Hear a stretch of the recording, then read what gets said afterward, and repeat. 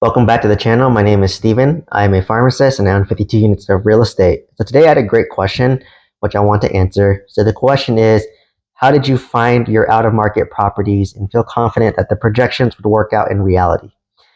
I would be really interested in a video where you break all that down. I'm in DC, which is overpriced like California, and I don't feel confident in valuing something out of market as my first investment purchase. So there's multiple questions in one, so let me break it down. So how did I find my out-of-market property and feel confident projections would work out in reality?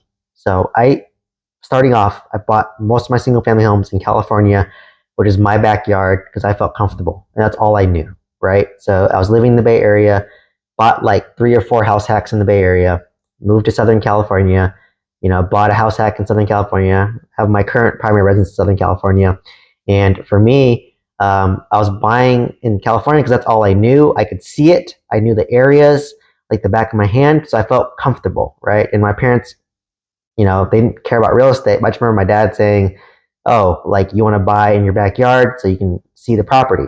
That's kind of the old school mentality, right? But what really shattered my limiting belief was when I bought my first single family home out of state in Huntsville, Alabama. So, I was reading a bunch of forums and learned about Huntsville, Alabama. And at a high level, I was just like, okay, it's a growing market. There's strong renters because there's great jobs there. There's a lot of aerospace jobs, aerospace engineers. There's Air Force Base. There's a lot of development there. It's obviously, I think, lower state tax, relatively speaking. It's landlord friendly. And it's a growing area. And I could basically buy a brand new home for $250K and that rents out for $2,000 a month. So I just thought, okay. So, I ran the numbers. So, okay, 250K, 25% down, 3.5% interest rate in 2021. Property management, it's at 10%. The mortgage, the property tax insurance, HOA came out to be roughly about maybe $1,300 a month. So if my rent is, let's just say, $2,000 a month, 200 goes to property management. I have 1,800 minus 1,300. That's $500 a month in cash flow. And because it's a new build, I have a lot of warranties and there's not many maintenance issues, right? Because everything's new for the most part.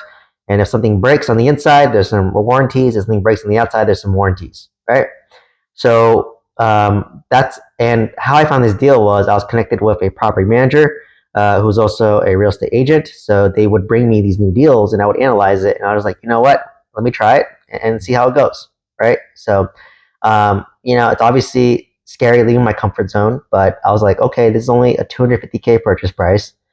The average cost of a home in California was $1 million, which is 4x. I said, worst case, if I mess up, I could sell it, take a loss, and it's not the end of the world for me, right? So I knew I could take this calculated risk and go dive into off market. So when I bought it, I literally never been to Huntsville, Alabama. I've never seen the area. I've never seen the house, even to this day. I never seen my property managers in person. I talk to them on the phone. I'll do video chats with them. And, basically they would tell me, okay, well, we can probably rent this out for about $2,000 to $2,100 a month. So I said, okay, like, how does it work out in reality? You don't know, right? You don't know until you own a property there. So I bought it, closed on it. Easy to buy new builds, right? You just put an offer, you accept it, you do your loan, use your preferred lender for some discounts. And once you close, it did take me about 3 months to rent it out, which was a little disappointing. But once I rented out, I did rent out for about $2,100 a month, and which is what they projected, and the cash flows was as expected, right? But keep in mind, I was vacant for like 3 months, and then I had that tenant for 2 years, and then after 2 years, I have another tenant, and it was vacant for another 1 to 2 months, which is the average, and hopefully they stay for another 2 years as well, which is kind of the average length of stay. So, it's hard to predict. And with my 26 unit apartment complex in Oklahoma, for this one, I'd never been to Oklahoma as well. I had a really good property manager there. So, obviously you need to have trust in a property manager because they're your boots on the ground and you're going to be trusting a lot of what they tell you, but you also want to verify, right? So like you want to talk to multiple property managers in addition to yours so that you can trust but verify, right? Or talk to other investors in that area to say, hey, what are the rents? Or you can do your own market analysis, right? Like in the course, the mentorship program, I teach you how to look up rents. You can go on apartments.com, look at similar units and like, what does it rent for? right? What is a nice unit rent for? What is your level unit rent for, to get a gauge of the rents and to see if they're reasonable, right? So, but if you find a good property manager, it's easy to scale. Like I want to buy another apartment complex when I'm ready or near my 26 unit because my property manager is so strong. He makes my life so easy. And I just found out that he managed a 150 unit apartment complex, but the investors flipped it, right? So like now I didn't know he could do 150 units, right? So now that I know that, I do want to buy something that's like maybe 30 to 50 units. Hopefully when rates drop or when I'm ready to buy. Right now I'm not ready to buy because I'm stabilizing my portfolio after like 3 years of exponential growth, right? And focusing on my personal life a bit. So, anyways, so when I underwrite for multifamily, right? Like usually you take the T12, you look at their annual income, and whatever the expense is, it should be assume 50% expense, right? So if you're grossing $100,000 a year, your expense minimum is 50,000. I don't care if the rent roll or the P&L states that they only spent 30,000. Just round it up to 50,000 or 50% because that's more accurate, right? I've owned apartments for 3 years now, and my expense ratio has always been about 50 to 55%, and that's assuming nothing major happens, right? Um, so, anyways, I underwrote the deal. Probably underwrote a 10% cash on cash return on the deal. So remember, I put in about 120K. So that's roughly, if I put in 120K, 10% cash on cash return would be about 12K, which is about $1,000 a month. But I underwrite that. But in reality, when you take over the apartment complex, like people will stop paying, people will leave, people will make service requests. So that wipes out your $1,000 cash flow. Like if I have two tenants leave, there goes my cash flow. If I have one major repair, there goes my cash flow, right? So I underwrite it, but I know that I'm probably going to break even or have to put money in because it's a value add deal, right? Because you're going to stabilize it. So because of that, you have to have the reserves and you have to have multiple streams of income to support yourself, right? Like even to me today, I have 52 units stabilized. I think all my single family homes are rented out. My 20 units 100% rented out, and I think my 26 is about 90% rented out. Despite that, I still work a W-2, even though I make enough rental income to replace my W-2 because I know that I want that money to build up a reserve to cover my other major expenses that are coming down the road, right? So for me, you make real estate, you build wealth by owning it long term, right? Appreciation over time goes up, rent over time goes up. Keep in mind, everything else goes up too, right? Your insurance goes up, your property tax goes up, your cost goes up, right?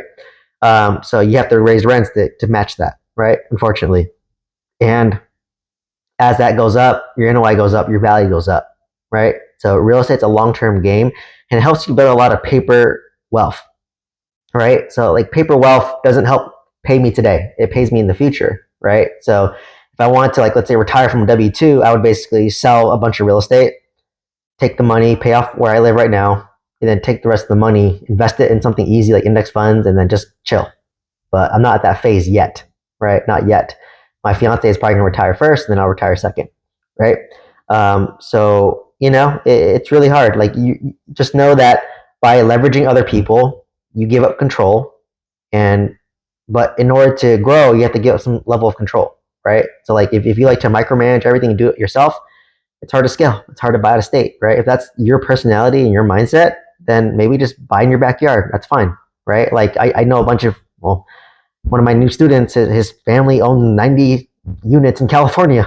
No property manager, right? They manage it themselves. Like, so you can build wealth whatever you want, just whatever you're comfortable with. Like for me, I'm more lifestyle oriented. I don't want to be a slave to my real estate. So I want to use property management, but knowing that it's going to cost money to pay them and they may not be good. They may be bad, right? So it depends on what your goal is.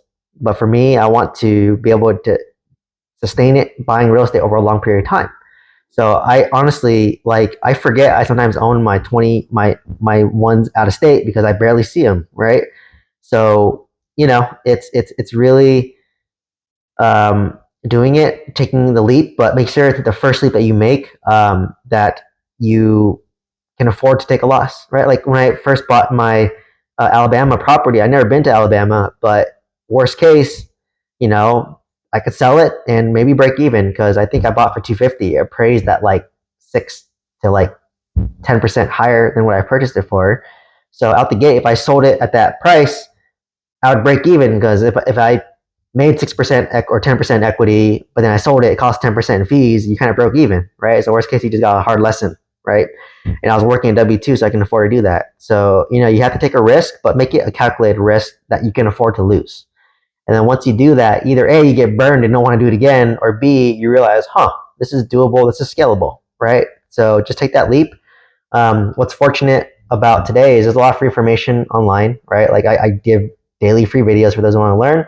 And I also offer a mentorship program where I can teach you how to find your property manager, how to choose which market, how to buy multifamily off market, right? If you want guidance, right? And you don't mind paying for guidance. So check out the link down below. If so, otherwise, let me know what questions you have. Love to answer these questions in the videos to give you guys value. Please like, comment, subscribe, share this video with somebody who's thinking of going out of state, but it's kind of scared. And I hope to see you in the next one. Thank you.